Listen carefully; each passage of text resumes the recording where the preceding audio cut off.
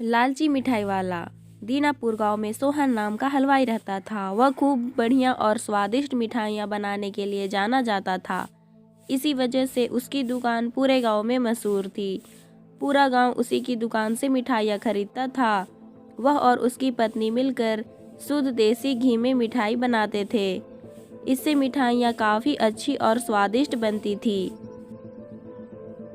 हर रोज शाम होते होते उसकी सारी मिठाइयाँ बिक जाती थी और वह अच्छा मुनाफा भी कमा लेता था। मिठाइयों से जैसे ही आमदनी बढ़ने लगी, सोहन के मन में और पैसा कमाने का लालच आने लग गया। अपने उसी लालच के चलते उसे एक तरकीब सूझी। वह शहर गया और वहां से एक दो चुंबक के टुकड़े लेकर आ गया। उस टुकड़े को उसने अपने तराजू के नीचे लगा दिया।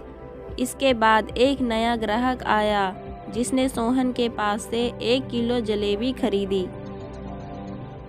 इस बार तराजू में चुंबक लगाने की वजह से सोहन को अधिक मुनाफा हुआ। उससे उसकी इस तरकीब के बारे में अपनी पत्नी को भी बताया, लेकिन उसकी पत्नी को सोहन की यह चालाकी अच्छी नहीं लगी।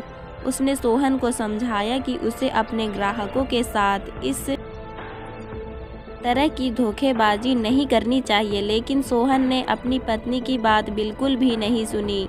वो हर रोज तराजू के नीचे चुंबक लगाकर अपने ग्राहकों को धोखा देने लगा। इससे उसका मुनाफा बढ़कर कई गुना अधिक हो गया। इससे सोहन को काफ़ी खुशी हुई।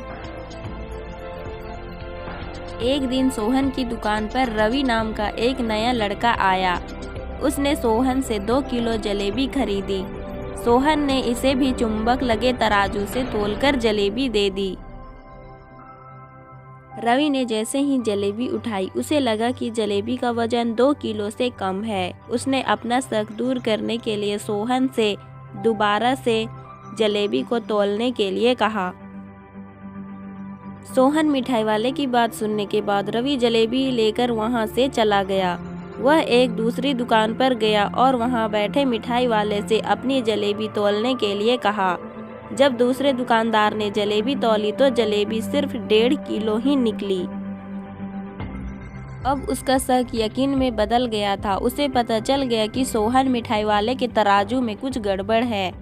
अब उसने तराजू की गड़बड़ को सबके सामने लाने के लिए खुद एक तराजू खरीद लिया और उसे ले जाकर सोहन मिठाई वाले के दुकान के पास ही रख दिया। फिर रवि अपने सभी गांव वाले लोगों को वहां पर इकट्ठा करने में लग गया।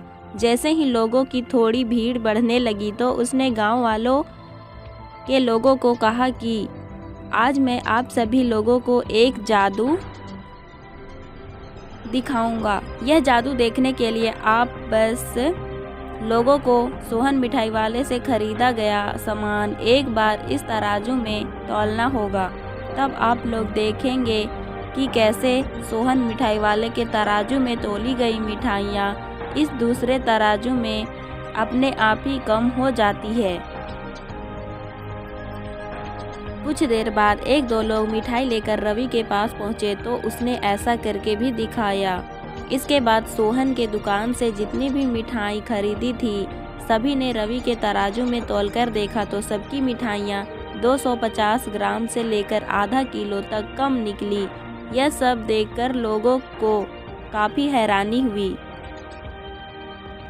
अपनी दुकान के पास ही यह सब होता देख सोहन मिठाई वाला रवि से झगड़ा करने लगा। उसने लोगों को बताया कि रवि यह सब नाटक कर रहा है। अपनी बात को सही साबित करने के लिए रवि सीधे सोहन मिठाई वाले का तराजू लेकर आ गया और तराजू में लगा चुंबक निकालकर सबको दिखाने लगा। यह देखकर गांव वालों को बहुत गुस्सा आया। सबने मिलकर उस लालची मिठाई वाले को खूब मारा।